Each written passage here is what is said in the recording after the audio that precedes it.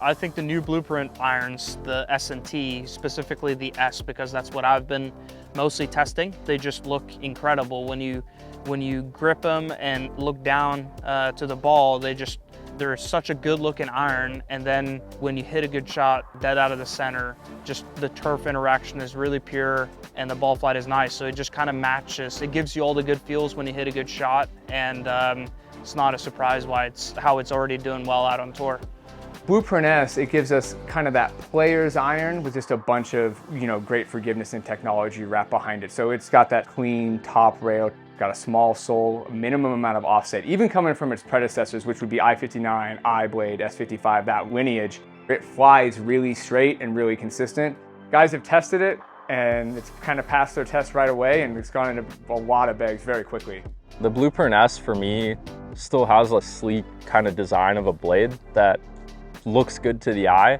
You're staring at this club for thousands of hours a year, like you want it to look good to your eyes. So it looked great to me right away, and I don't switch too easily, but this was the one thing maybe in my whole pro career or college career, pro career, that I switched instantly. I barely practiced with it before Napa. I just felt so comfortable with it. It had a little less offset than the I-Blade. Even though I am right eye dominant, it was kind of nice to see the iron a little bit more flush. I've always been that way with wedges, so now that my irons are more like that through the bag, it's kind of an added bonus. So I've been using the I230s, and then as soon as I saw the Blueprint S, I was actually amazed at the heel to toe.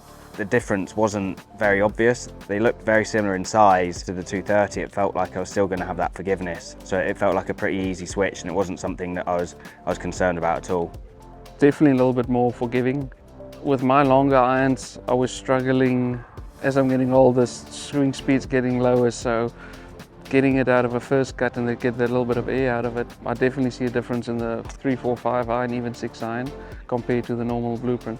I can see in the shape that it holds its line a little better, it's better than the crosswind, so it might be a little bit more forgiving than the other one. The Blueprint T is going to be just like that's your dead replacement to the original Blueprint. So it's that classic forged blade, and if it could be cleaner than the original Blueprint, this one is. It's super clean on the back half, very small, minimal offset, very small blade. It's your meat and potato iron. If anything, it is a little softer feeling. Guys have noticed, like Austin Eckert, who put it in play, and Louis, they noticed a little bit softer feeling is what we've heard, the feedback on those. I'd say the Blueprint T versions are probably for more of the elite player, just because the size of the blade is small. If you're just a good player, if you're looking for a little bit of extra feel between the heel and the toe shots and maybe want to curve it a little bit more, I think that's a good alternative for just any player that thinks they're a pretty good iron player and wants to have a little bit more control.